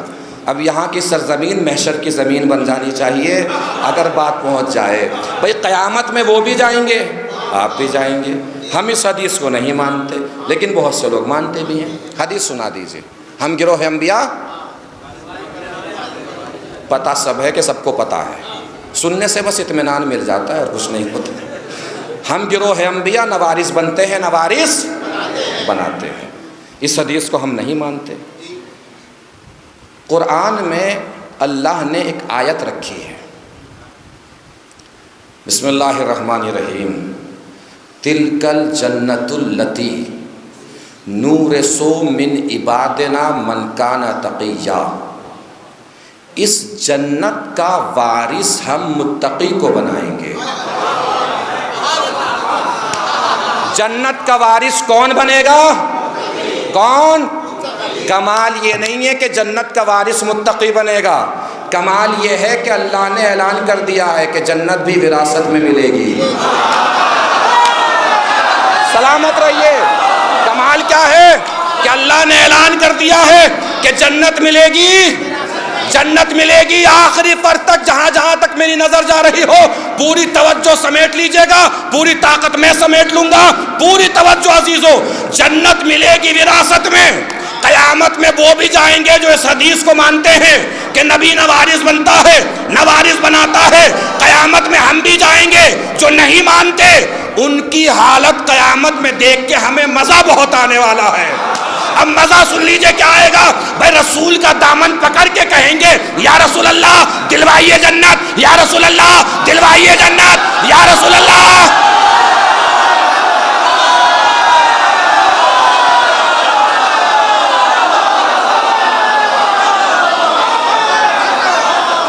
توجہ ہے نا میری طرف، پوری طاقت سمیٹ لیجئے گا۔ قیامت کے میدان میں پہنچیں گے، یا رسول اللہ دلوائیے جنت، یا رسول اللہ دلوائیے جنت، یا رسول اللہ دلوائیے جنت، یا رسول اللہ دلوائیے جنت۔ رسول دامن چھڑا کے کہیں گے بھیا کیسی جنت؟ جنت ملتی ہے وراثت میں، اور ہم گروہ انبیاء نوارث بنتے ہیں، نوارث بناتے ہیں۔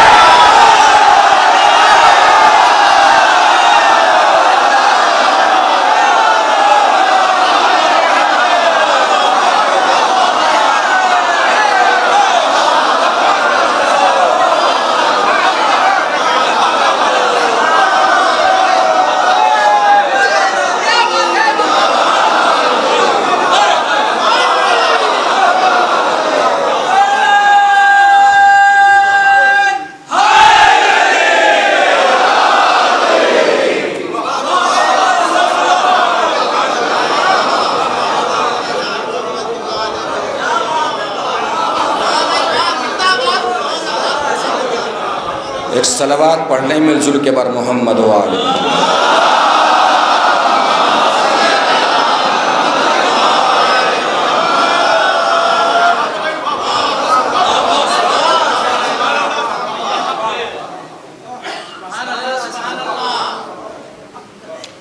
ہماری بستی میں، آپ کی بستی میں، یہ بات جو پڑھ رہا ہوں، یہ والی جو آ رہی ہے، یہ میں یہاں پہلے پڑھ چکا ہوں، مگر پھر بھی سنائے دے رہا ہوں آپ کو، ہمت کر کے، آپ بھی ہمت ٹوٹنے مت دیجیے گا، سنے گا ایسے جیسے پہلی مرتبہ سنا ہے۔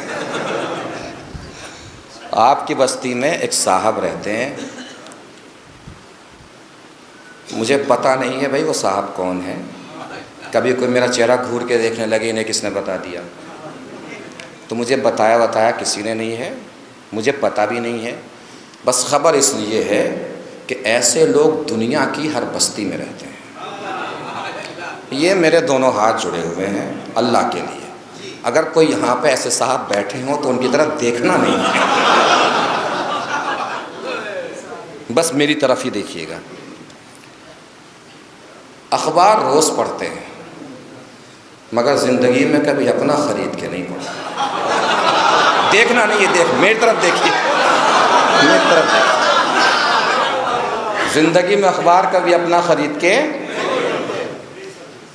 اور ماشاءاللہ منہ تو آپ سب لوگوں کے بھرے ہوئے ہوتے ہیں، پان مسلسل کھا رہے ہیں بچپن سے، کبھی اپنا خرید کے بھائی نے نہیں کھایا، انتظار کرتے ہیں کہ دکان پہ کوئی جا کے پان بنوائے تو پیچھے سے آواز دیتے ہیں میرے لیے بھی بنوا دینا، میری طرف دیکھتے رہیے بس۔ گھر پہ کوئی پہنچ جائے دروازہ کھٹکھٹا دے، ٹائم دیکھتے ہیں 12 بج رہے ہیں، دل سینے سے اچھل کے حلق میں آ کے اٹک جاتا ہے کہ یار 12 بج رہے ہیں، آ گیا تو تھوڑی دیر بیٹھے گا، کھانے کا ٹائم ہو جائے گا، پتہ چلا کھانا کھلا کے بھیجنا پڑے گا۔ بچے سے کہلوا دیتے بیٹے جاؤ کہہ دو ابا گھر پہ نہیں ہے۔ پیسے کی کوئی کمی نہیں ہے، پیسہ بہت ہے، پیسے کی کوئی کمی نہیں، پیسہ بہت۔ گزر رہے تھے چوک پر سے، کیا کہتے ہیں آپ سے، میدان پر سے، کسی نے کہہ دیا کہ وہ مجلس ہونے والی ہے، مجھے پتہ نہیں ہے مجلس سے کیسے ہوتی ہے، میں صرف مثال کے طور سے بیان کر رہا ہوں، مجلس سے ہونے والی ہے، کچھ دے دیجئے، چندہ ہی دیتے رہیں بس، بچوں کو تو پالنا ہی چھوڑ دیں، میں پورا سال گزر جاتا ہے چندہ دیتے دیتے، اور اب تو کم سے کم مانگنے سے پہلے سوچ لیتے لاک ڈاؤن چل رہا ہے، حالات خراب ہیں، کتنا دے؟ مانگنے والا سوچتا ہے کہ اس سے بہتر تھا میں ان کے نام سے پرچی کٹوا دیتا، عزت زیادہ رہ جاتی۔ پیسے کی کوئی کمی نہیں، پیسہ بہت ہے، کبھی پان خرید کے نہیں کھایا، پیسہ بہت ہے، اخبار خرید کے نہیں پڑھا، پیسہ بہت ہے، چائے خرید کے نہیں پی، پیسہ بہت ہے، چندے میں پیسہ نہیں دیا، پیسہ بہت ہے۔ ایسے انسان کے گھر کسی دن چوری ہو جائے، ابھی تو صرف کہا ہے، اتنا مزہ آیا آپ کو، حقیقت میں ہو جائے تو کیا عالم ہوگا۔ اگلے دن میدان پہ سب جوان کھڑے ہوں گے، غم کے تاثرات کسی کے چہرے پہ نہیں ہوں گے، ایک دوسرے کو کوہنی مار کے کہہ رہے ہوں گے دیکھا بہت بچا رہا تھا، ایک رات میں صاف کر گیا چور، اور مجھے مل جائے بھیا میں تو اس کے ہاتھ ہی چوم لوں گا جو چوری کر کے گیا ہے، جو کام ہم زندگی بھر نہیں کر پائے چوری ایک رات میں کر کے چلا۔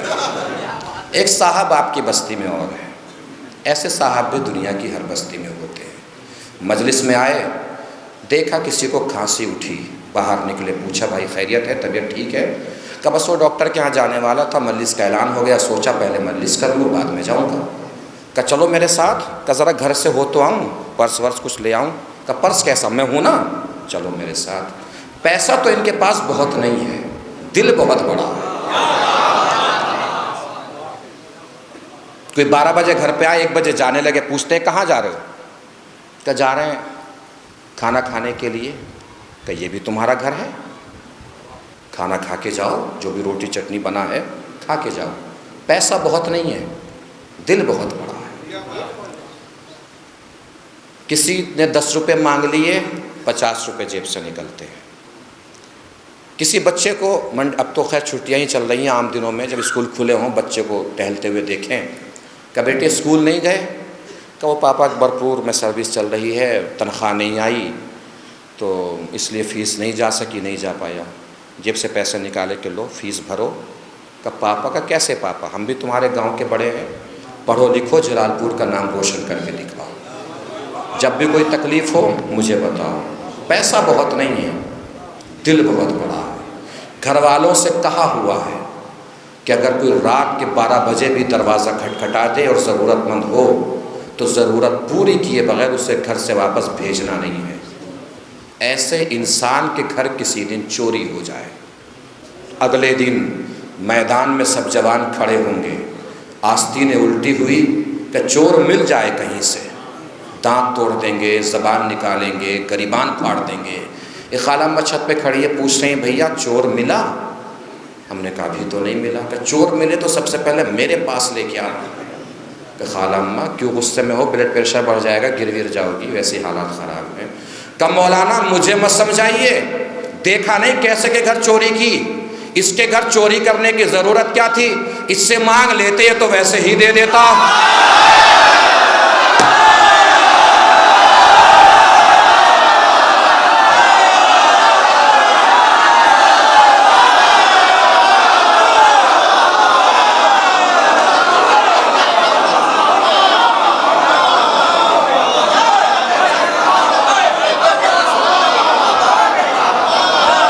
نہیں پہنچی بات، اس سے مانگ لیتے یہ تو ویسے ہی دے دیتا، چوری کرنے کی کیا ضرورت تھی؟ ہم بھی تو 1400 سال سے یہی کہتے ہیں، فدق مانگ لیتے مل جاتا، لوٹنے کی کیا ضرورت تھی؟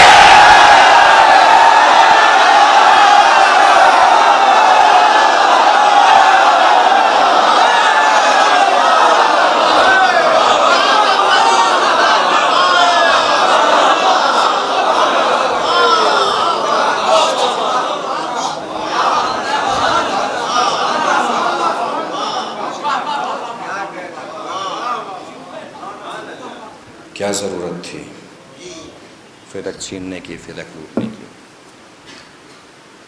شہزادی کا حق مارا گیا، یہ بات طے، لیکن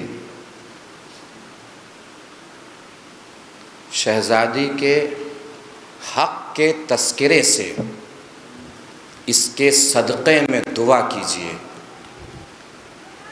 کہ دنیا میں کوئی بھی کسی کا حق نہ مارے۔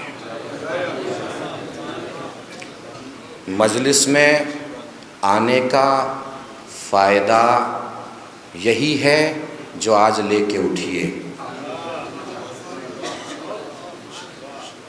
بڑی پیاری محبتوں سے آپ نے نوازا ہے، بہت بلندی پہ جا کے سنا ہے شہزادی کی عظمتوں کو، شہزادی کے حق کا تذکرہ۔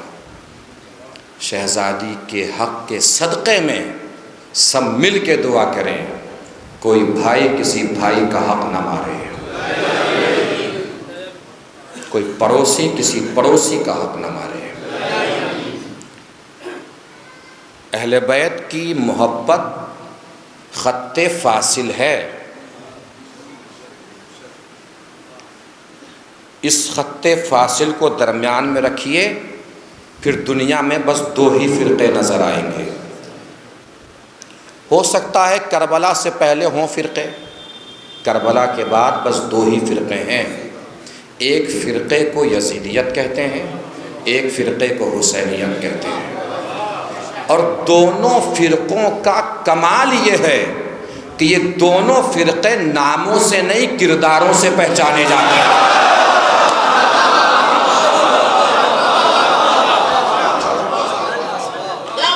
دونوں فرقے ناموں سے نہیں کرداروں سے پہچانے جاتے ہیں۔ ترک صلاۃ یزیدیت ہے، روزے کھا لینا یزیدیت ہے، بھائیوں کا حق مار لینا یزیدیت ہے، پڑوسیوں کو ستانا یزیدیت ہے، بہن بھائی کا احترام نہ کرنا یزیدیت ہے، باپ ماں کی اطاعت نہ کرنا یزیدیت ہے، بزرگوں کی توہین کرنا یزیدیت ہے، شراب پینا یزیدیت ہے، جھوٹ بولنا یزیدیت ہے، تہمت لگانا یزیدیت ہے، نماز سے دوری یزیدیت ہے، نماز پڑھنا حسینیت ہے، روزہ رکھنا حسینیت ہے، باپ ماں کا احترام حسینیت ہے، بھائی بہن سے پیار حسینیت ہے، سماج میں اتحاد پیدا کرنا حسینیت ہے، معاشرے میں اتفاق کے رس گھولنا حسینیت ہے، روزہ حسینیت ہے، شراب سے دوری حسینیت ہے، حسد سے دوری حسینیت ہے، غیبت سے دوری حسینیت ہے، تہمت سے دوری حسینیت ہے، شراب یزیدیت ہے، نماز حسینیت ہے، شراب یزیدیت ہے، نماز حسینیت ہے، ہر نمازی حسینی ہے چاہے کہیں بیٹھا ہو، ہر شرابی یزیدی ہے چاہے یہی بیٹھا ہو۔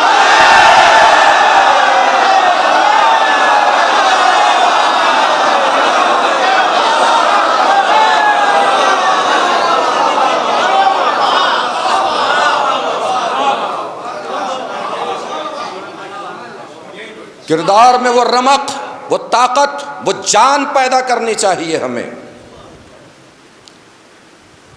کہ ہمیں نہ کہنا پڑے کہ ہمارے اہل بیت ہیں، اہل بیت کہیں کہ ہاں یہ ہمارا ہے، اہل بیت فرمائے کہ ہاں یہ ہمارا ہے۔ بڑی محبت کرتے ہیں آپ سے اہل بیت، اپنا قد پہچانیے، اپنی منزلت جانیے، اپنی عظمت پہچانیے، ورنہ کسی کا آخری وقت ہو، لاکھوں کے دشمن لشکر موجود ہو، چلتے وقت اپنے بیٹے سے کہہ رہا ہو بیٹا جب جانا تو میرے شیعوں کو میری طرف سے سلام کہہ۔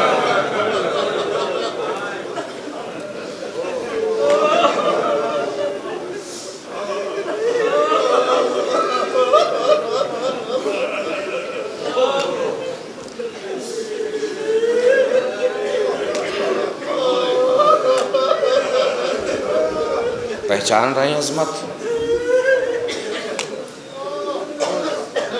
جانا سلام کہہ، آپ سب کو حسین نے سلام کہلوایا ہے۔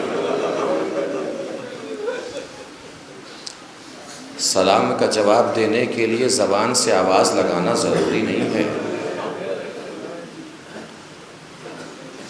بس خود کو اتنا حسن کردار کے سانچے میں ڈھالیے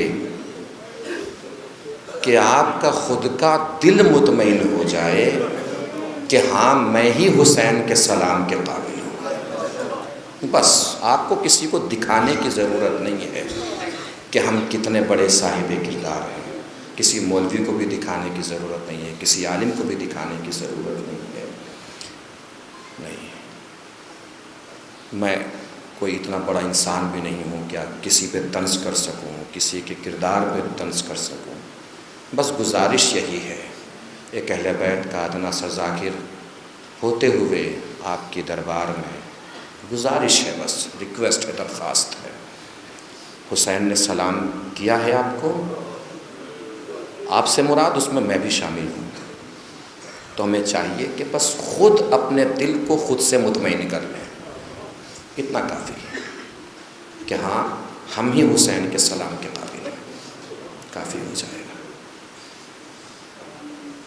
کربلا کا میدان ہے، امام حسین علیہ السلام، آخری وقت ہے، وقت بھی ایسا جب سب چلے گئے ہیں،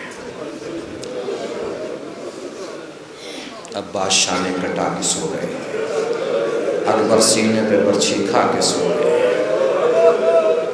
جب حسین کربلا میں احساس غربت فرما رہے ہیں، اس وقت حسین کو آپ کی یاد آئی ہے۔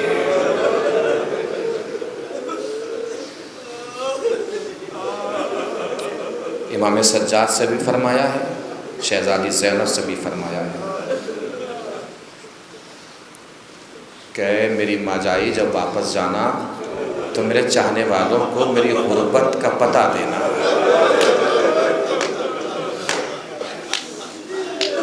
اور انہیں اصغر کی شہادت سنانا کہ بھیا اصغر ہی کی شہادت کس لیے؟ تاکہ میرے چاہنے والوں کو میری غربت کا احساس ہو سکے، انہیں خبر ہو سکے سامنے بہتا ہوا دریا تھا اور میں اپنے 6 مہینے کے بچے کے لیے پانی مانگ رہا تھا۔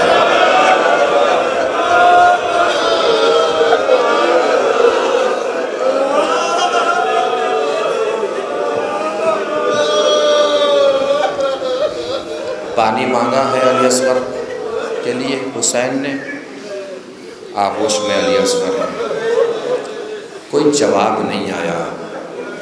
حسین نے کہا بیٹا علی اصغر ان پہ آخری حجت تمام کر دو۔ اصغر کو زمین پہ لٹا دیا۔ صاحبان دل ہیں آپ لوگ، اللہ جو صاحب اولاد ہیں ان کی اولاد کو زندہ اور سلامت رکھے، جو بے اولاد ہیں ان کو صاحب اولاد فرمائے۔ کیا آسان ہے اس طریقے سے 6 مہینے کے بچے کو گرم ریت پہ لٹانا؟ نرم و نازک بدن، اور عرب کی گرمی ایسی کہ دانہ بھی پڑے تو بھن جائے، اس میں علی اصغر کو زمین پہ لٹا دیا ہے۔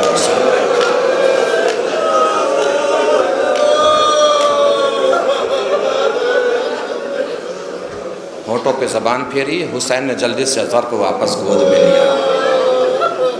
ادھر حرملہ سے کہا گیا یقطع کلام الحسین، حسین کے کلام کو قطع کر دے۔ 3 بھال کا تیر چلا۔ میں شروع دن سے آپ سے یہی کہنا چاہ رہا ہوں کہ مصائب ہمیشہ سننے نہیں چاہیے، مصائب کو سوچنا بھی چاہیے۔ 3 بھال کا تیر جانتے کیا ہوتا ہے؟ کچھ جانوروں کو ذبح کیا جاتا ہے، کچھ جانوروں کو نہر کیا جاتا ہے، جن پہ انسان قدرت حاصل کر لیتا ہے ان کو ذبح کیا جاتا ہے، جن پہ انسان قدرت حاصل نہیں کر پاتا ان کو نہر کیا جاتا ہے۔ جیسے اونٹ کو نہر کیا جاتا ہے۔ نہر کرنے کا طریقہ یہ ہوتا ہے کہ دور سے ہتھیار کے ذریعے سے اس جانور کو، روٹ کو گرایا جاتا ہے۔ آپ کو معلوم ہے عرب میں اونٹ کے گلے پہ اونٹ کو گرانے کے لیے جو ہتھیار مارا جاتا تھا اس ہتھیار کو 3 بھال کا تیر کہتے ہیں۔ اب بھی رونے کے لیے کچھ اور کہنے کی ضرورت ہے؟ کہاں 3 بھال کا تیر اور کہاں علی اصغر کی چھوٹی سی گردن۔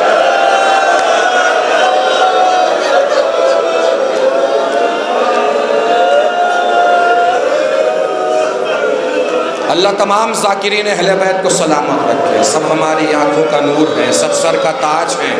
یہاں پہ اکثر سنا جاتا ہے کہ 3 بھال کے تیر سے علی اصغر کا گلا چھد گیا۔ مجھے سمجھ ہی میں نہیں آیا 3 بھال کا تیر کہاں، علی اصغر کی چھوٹی سی گردن کہاں؟ گلا چھدا نہیں تھا عزادارو، 3 بھال کے تیر سے گلا ٹوٹ گیا تھا، اور گلے کو صرف 3 بھال کے تیر نے گلے کو نہیں توڑا، توڑتا ہوا گلا حسین کے بازو میں جا کے تیر لگا۔ حسین کے بازو میں جب تیر لگا تو جانتے ہیں عزادارو، ہم اکثر سنتے ہیں یہاں پر کہ علی اصغر ہمکے، ہمکنے کا مطلب جانتے ہیں؟ ہمکنے کا مطلب ہوتا ہے اچھلنا۔ اچھلنے کا مطلب یہ ہے کہ تیر کہیں اور جا رہا تھا، علی اصغر نے اچھل کے تیر اپنے گلے پہ لیا۔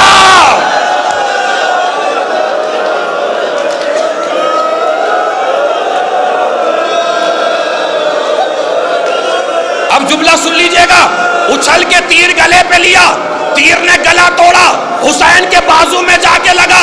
ہو سکتا ہے خیمے کی طرف اشارہ کر کے علی اصغر نے زبان بے زبانی سے کہا ہو اماں مجھے معاف کیجئے گا، رات بھر آپ سمجھاتی رہی تیرے ہوتے تیرے بابا کو کچھ نہ ہو جائے، مگر میرے ہوتے بابا کے بازو پہ تیر لگا، لیکن اماں میں کیا کرتا، چھوٹی سی گردن تھی، تیر بہت بڑا تھا۔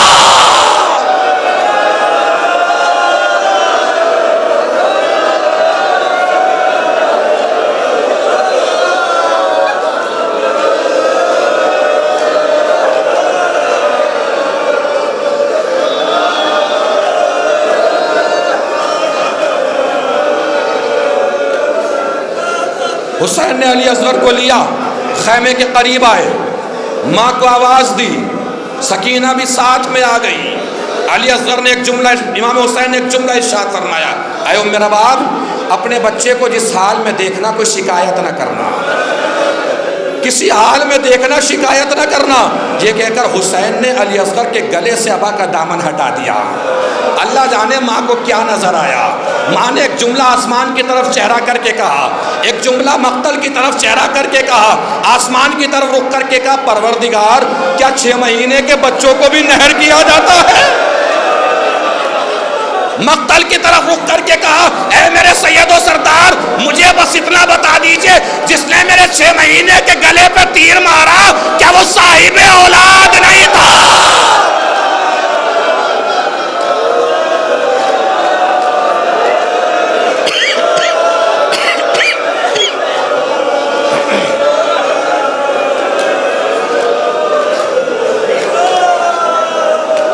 ہو گئی علی اصغر کی شہادت۔ حسین چلے ہیں، 7 حملے کیے ہیں، جس شہید پہ نظر پڑتی دیکھتے۔ عباس کو دیکھا، حملے میں تیزی آئی، تم نے میرے عباس سے بھائی کو مار ڈالا، تم نے میرے اکبر سے جوان کو مار ڈالا۔ عزادارو بس ایک منظر دکھانا ہے، مجلس تمام ہو جائے گی، ہاتھ میرے جوڑے ہیں، کسی کو چوٹ لگے تو مجھے معاف کر دے گا۔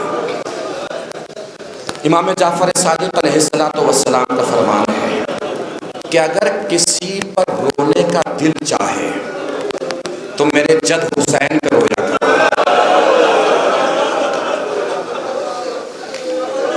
کسی پہ رونے کا دل چاہے تو میرے جد حسین پہ رویا کرو۔ میرے جد حسین کو بھوکا پیاسا قتل کیا گیا ہے۔ حسین چلے جا رہے ہیں، آواز کبریائی ہاتف غیبی آئی، یا ایتها النفس المطمئنہ ترجع الی ربک راضیۃ مرضیہ۔ اے نفس مطمئنہ پلٹا اپنے رب کی طرف، تیرا رب تجھ سے راضی، تو بھی اپنے رب سے راضی ہو جا۔ حسین نے تلوار کو نیام میں رکھا، بھاگی ہوئی فوج پلٹ کے آ گئی۔ جس کے ہاتھ میں جو آ رہا تھا اس سے حسین کو مار رہا تھا،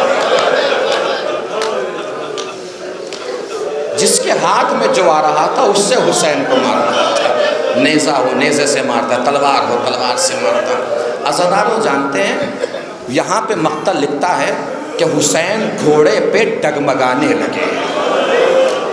بس ڈگمگانے کی تفسیر سن لیجئے، مصائب تمام ہو جائیں گے۔ حسین گھوڑے پہ ڈگمگانے لگے۔ ڈگمگانے کا مطلب کبھی داہنے ہو رہے ہوں گے، کبھی بائیں ہو رہے ہوں گے، یہی تو ڈگمگانا ہوتا ہے۔ لیکن حسین کے بدن میں اتنا ذوف تھا کہ اکبر کا جنازہ اٹھاتے ہوئے حسین کبھی گر رہے تھے کبھی اٹھ رہے تھے، کبھی گر رہے تھے کبھی اٹھ رہے تھے۔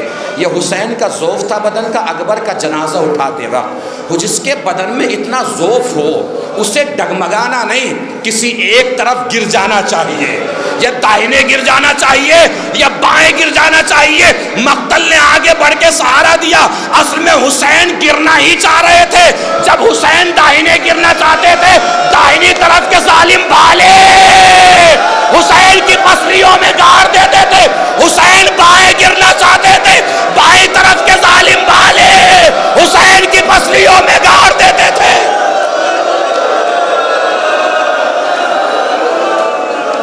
وہ لیجیے عرش امامت زمین پہ گرا، شمر ملون بڑھا، ادھر زینب دیکھ رہی ہے، پروردگار میرے بھائی کی خیر، اے عمر سعد میرے بھائیا کو میری ماں نے چکیاں پیس پیس کے پالا ہے۔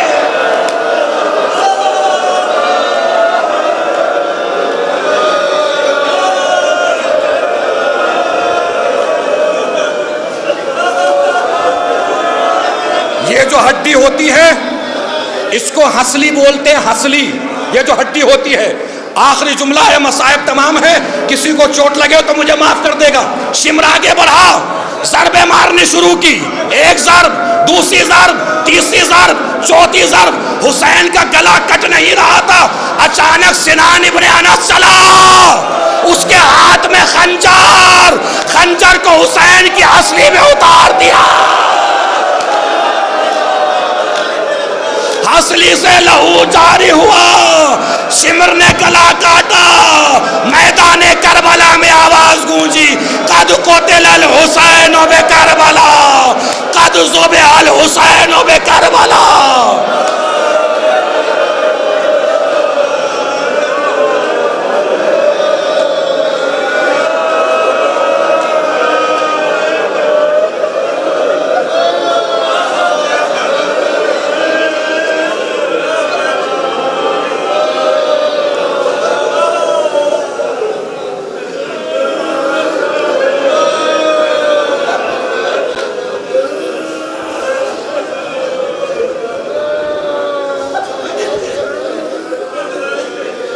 الا لعنت اللہ علی القوم الظالمین.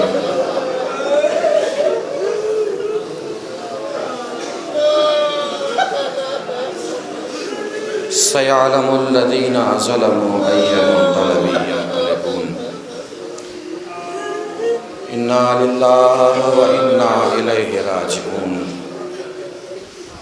رضا بقضائہ و تسلیما لامرہ. بریلا اس مجلس سیاسہ کا واسطہ عشق اعظم کا واسطہ فرش اعظم کا واسطہ. بریلا جتنے بھی حضرات یہاں موجود ہیں، مومنین مومنات، بچے جوان بزرگ، مائیں بہنیں بیٹیاں، علماء ذاکرین شعراء خطباء ادباء، بریلا سبھی کو ہر طریقے کی وبا اور بلا سے محفوظ فرما. جو بھی پریشان حال ہیں ان کی پریشانیوں کو دور فرما. جو مقروض ان کے قرضوں کو ادا فرما. جو بغیر کسی خطا کے مقید ہیں انہیں قید سے رہائی دلا. جو بیمار ہیں انہیں شفائے کامل و عاجلہ عنایت فرما. پرچم اسلام کو سربلند فرما. پرچم کفر و نفاق کو سرنگو فرما. مقامات مقدسہ کی حفاظت فرما. علماء کرام کی حفاظت فرما.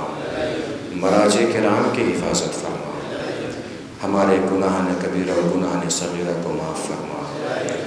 بار اللہ ہمارے جوانوں کو، بچوں کو اعمال صالحہ کی توفیق عنایت فرما. علی اکبر کی جوانی کے صدقے بار اللہ سب جوانوں کی جوانیوں کو ہر گناہ سے محفوظ فرما.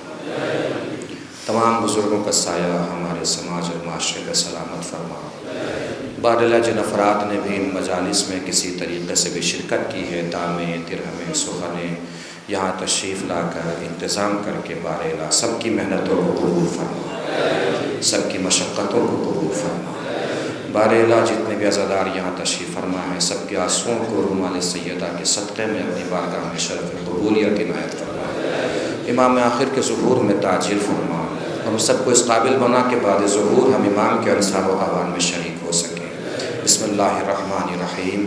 اللہم کل ولیک الحجۃ ابن الحسن صلواتک علیہ وعلی آبائہ فی ہذہ الساعۃ وفی کل ساعہ ولیا وحافظا وقائدا وناصرا ودلیلا وعینا حتی تسکنہ ارضک طوعا وتمتعہ فیہا طویلا.